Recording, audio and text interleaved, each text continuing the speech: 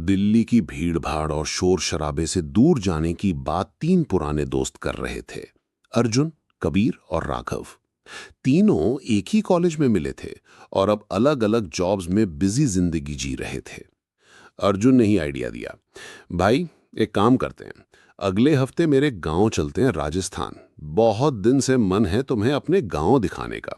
वहां एक पुरानी हवेली है, बड़े अजीब राज हैं उसमें। कबीर हमेशा एडवेंचर के लिए तैयार रहता था। उसने तुरंत बोला, भाई बस बोलने की देरी है, मुझे तो वैसे भी ये शहर की भीड़ से थोड़ी ब्रेक चाहिए। राघव ने थोड़ा सोच कर कहा, देखो तुम लोग हमेशा थ्रिल के चक्कर में रहते हो, मैं चल तो लूंगा, लेकिन अगर वहां कोई पंगा हुआ तो जिम्मेदार तुम दोनों होगे। अर्जुन हंस पड़ा, बस फिर तय हो गया, इस वीकेंड हम गांव जा रहे हैं। तीनों ने रात की ट्रेन पकड़ी। प्लेटफॉर्म पर चाय और समोसे खाते हुए उन्होंने कॉलेज के दिन याद किए। ट्रेन की खिड़की से हवाएं अंदर आ रही थीं। कबीर ने कैजुअली पूछा, वैसे वो हवेली वाली कहानी क्या है जो इतना एक्साइटेड है तू? अर्जुन ने जरा धीरे टोन में कहा, गांव में एक पुरानी हवेली है जिसे लोग शापित हवेली कहते हैं उसमें एक नवाब का खजाना छुपा है, लेकिन उसकी रक्षा एक आत्मा करती है, एक घोड़े पे सवार भूत। राघव हंस पड़ा, भाई ये सब गांव वाली अफवाह होती हैं, तुम्हें पता है ना, लोगों को कहानियां बनाने का शौक होता है। अर्जुन सीरियस हो गया, शौक होता तो मैं भी ना मानता, लेकिन मैंने अपने दादा से खुद सुना है, जो भी हवेली में खजाना ढूंढने गया वापस नहीं आया। उस रात ट्रेन की खिड़की के बाहर अंधेरा था। तीनों की हंसी मजाक के पीछे एक छुपी हुई क्यूरियोसिटी।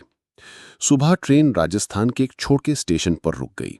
वहां से जीप लेकर वो अर्जुन के गांव पहुंचे। गांव एकदम अलग था, मिट्टी के घर, पुराने कुएं और दूर तक रेगिस्तान का नजारा। हवा में एक अजीब सा सन्नाटा था। गांव में लोग उन्हें देखकर मुस्कुराते जरूर थे, लेकिन जब भी हवेली शब्द सुनते उनके चेहरे पर एक घबराहट आ जाती। शाम को तीनों ने चाय की दुकान पर एक बूढ़े फकीर को देखा, सफेद दाढ़ी और पीला टर्बन। उसने अर्जुन को पहचाना और बोला, अर्जुन बेटा, तू वापस आ गया, लेकिन अपने दोस्तों को हवेली मत ले जाना। कबीर हंसा, बाबा जी आप लोग अननेसेसरीली डराते हो, वैसे भी हम सिर्फ देखने जाएंगे, कुछ करेंगे थोड़ी। बाबा ने आंख बंद करके बस एक लाइन बोली, जो खजाना ढूंढने जाता है खुद खजाना बन जाता है। उसकी बात सुनकर तीनों थोड़ा सीरियस हो गए, पर फिर भी एक्साइटमेंट ज्यादा थी। अगली सुबह तीनों बाइक पर निकले। सूरज तेज चमक रहा था। रेगिस्तान के रास्ते से गुजरते हुए दूर से एक काला सा ढांचा नजर आया, पुरानी हवेली। दरवाजों पर जंग लगी हुई थी। बड़े बड़े पत्थर के गेट को धक्का देते ही एक ठंडी हवा चली। कबीर ने मजाक किया, भाई एसी चल रहा लगता है। अंदर पेंटिंग्स टूटी हुई थीं और दीवारें कभी राजसी शान का निशान लग रही थीं। एक कोने में एक बड़ा संदूक पड़ा था। राघव ने टॉर्च जलाकर संदूक खोला। उसमें एक पुरानी डायरी मिली। उसके पहले पेज पर लिखा था, जो मेरा विश्वास तोड़ेगा उससे मैं कभी जीने नहीं दूंगा। मेरा घोड़ा और मैं हमेशा रखवाली करेंगे। कबीर डायरी पढ़कर हंसने की कोशिश करता रहा, पर उसके हाथ हल्के से कांप रहे थे। डायरी के शब्द गुनगुनाते ही एक आवाज गूंज उठी, धर धर धर, जैसे कोई घोड़ा पत्थर पर दौड़ रहा हो। तीनों ने एक दूसरे को देखा। अर्जुन कहते ही रहा, यह आवाज सच में है या मुझे लग रही है? अचानक सामने से एक सफेद घोड़ा दिखाई दिया। उस पर एक आदमी, पुराने नवाबी लिबास में, लाल आंखें, हाथ में तलवार। उसका चेहरा धुंधला था, पर उसकी आत्मा का गुस्सा साफ दिख रहा था। अर्जुन चिल्लाया, भागो! तीनों सीढ़ियां उतरकर हवेली के अंधेरों में भागने लगे।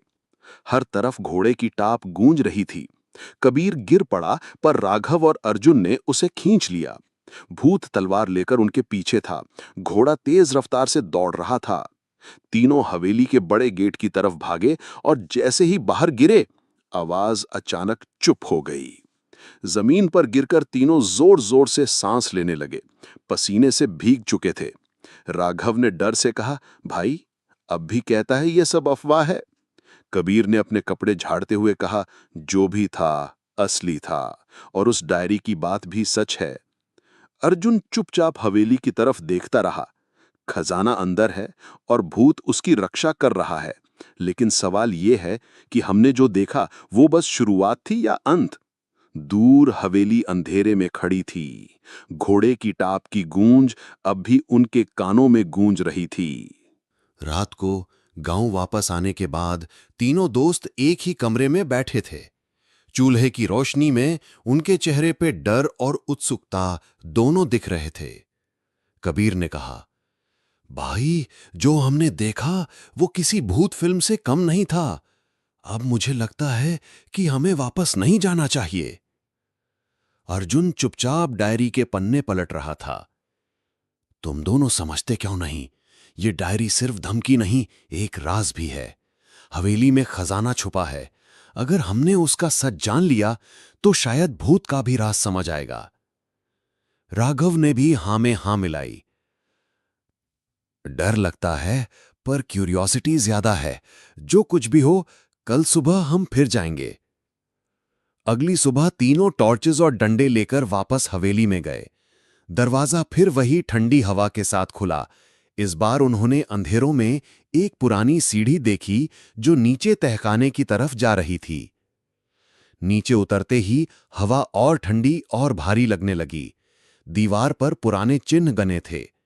कबीर ने टॉर्च से देखा, एक जगह घोड़े की मूर्ति बनी थी और नीचे लिखा था, मेरी वफादारी हमेशा अमर रहेगी।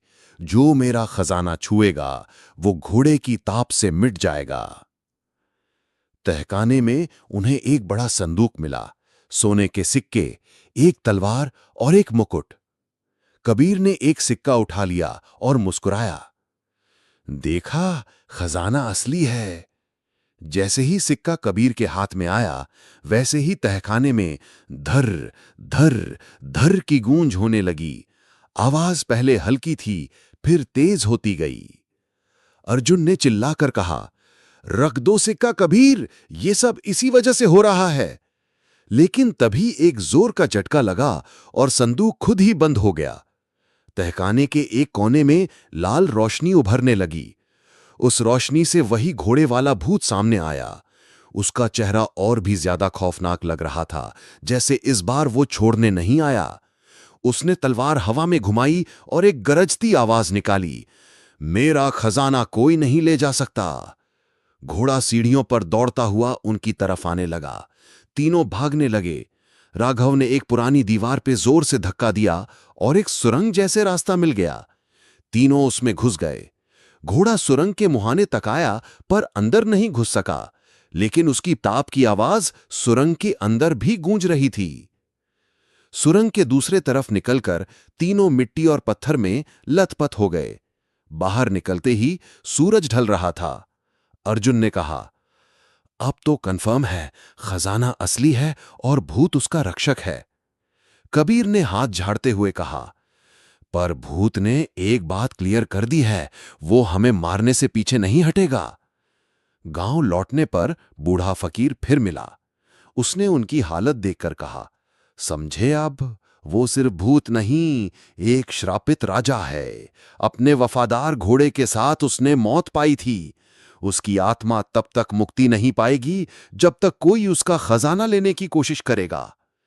राघव ने गुस्से में पूछा, पर बाबा, फिर हवेली खुली क्यों है? उस खजाने को बंद क्यों नहीं कर देते? बाबा ने सिर हिलाकर कहा, वही तो श्राप है बेटा। हवेली अपना शिकार खुद बुलाती है। तुम तीनों अब उसके दायरे में आ गए हो। तीनों चुप हो गए। उनके दिल में अब डर के साथ एक और बात पक्की हो गई थी, ये कहानी अब उनके हाथ से बाहर है। तीन दोस्त अर्जुन, कबीर और राघव अब जानते थे कि वो सिर्फ एक एडवेंचर पर नहीं, बल्कि मौत के खेल में उतर चुके थे। बाबा के शब्द उनके दिमाग में गूंज रहे थे, हवेली अपने शिकार खुद बुलाती है। फिर भी तीनों ने फैसला किया। अर्जुन बोला, अब वापस हटना नामुमकिन है, सच जान के ही जाएंगे। कबीर ने हिचकिचाते हुए कहा, भाई अगर हम अंदर गए तो हो सकता है वापस ही ना आए। राघव ने दोनों का कंधा पकड़कर कहा, जो भी हो अब हम साथ हैं। अंदर घुसते ही हवेली और भी भयानक लग रही थी। जहां कहीं भी टॉर्च पड़ती, दीवारों पर परछाइयां हिलने लगती। ऊपर से हवा में घोड़े के दौड़ने की हल्की गूंज पहले ही शुरू हो गई थी। इस बार उन्हें एक बड़ा हॉल दिखाई दिया। हॉल के बीच एक सोने का तख्त पड़ा था। उस तख्त पर एक मुकुट रखा था और उसके पीछे एक मूर्ति, राजा और उसका घोड़ा। अर्जुन धीरे से बोला, यही है राज, यही वो राजा था।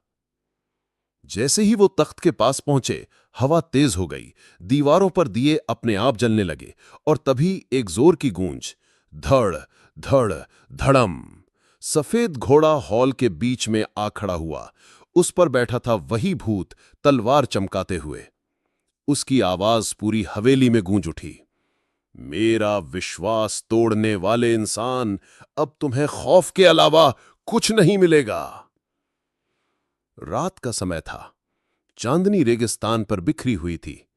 तीनों ने टॉर्चें जलाईं और हवेली के भेंट पर पहुंचे। अर्जुन ने हिम्मत जुटाकर चिल्लाया, रुको, हमें सच बताओ, ये खजाना क्यों, ये शराब क्यों?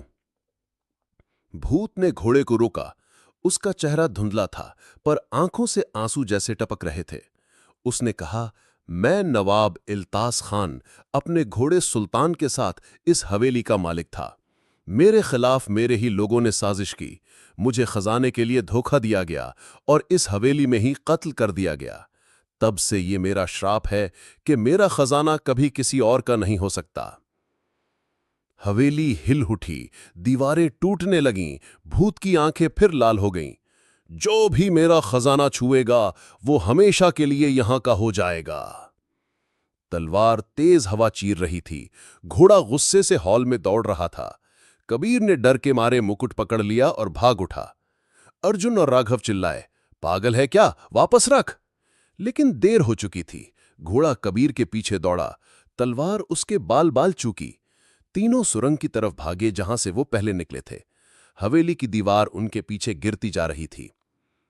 आखिरी पल में कबीर गिर गया। अर्जुन और राघव ने उसे खींचने की कोशिश की, लेकिन घोड़े वाली ताप इतनी तेज थी कि लग रहा था जमीन ही फट जाएगी। अर्जुन ने जोर से चिल्लाकर कहा, सिक्का और मुकुट वापस फेंक दे। कबीर ने थरथराते हाथ से मुकुट जमीन पर फेंक दिया। जैसे ही मुकुट तख्त पर गिरा, भूत रुक गया। उसका चेहरा शांत हो गया, घोड़ा रुक गया और धीरे धीरे वो लाल रोशनी में घुलकर गायब हो गया। तीनों सुरंग से बाहर निकल आए। सुबह होने को थी। मिट्टी और पसीने से भीगे हुए वो जमीन पर गिर गए। कबीर की जेब से एक पुराना सिक्का निकलकर जमीन पर गिर गया। वो खुद हैरान था, मैं तो वापस फेंक चुका था, फिर ये कैसे? अर्जुन और राघव उससे देखते रहे। उन्हें समझ आ गया, हवेली ने उन्हें छोड़ दिया, पर अपना निशान उनके साथ भेज दिया। दूर से हवेली बिल्कुल सन्नाटा लिए खड़ी थी, लेकिन उनके कानों में अब भी घोड़े की ताप गूंज रही थी। राघव ने धीरे से कहा, भाई, क्या हम बचे भी हैं या बस अब अगले शिकार हैं? दोस्तों, अगर आप बताना चाहते हो कि मैं नेक्स्ट स्टोरी किस टॉपिक पे लाऊं, तो कमेंट कर सकते हैं। आप अपनी स्टोरी मुझे इंस्टाग्राम पर भेज सकते हैं। लिंक चैनल डिस्क्रिप्शन में मिल जाएगा। और कहानी के लास्ट में अपना नाम सुनने के लिए नाम कमेंट करें। धन्यवाद दोस्तों।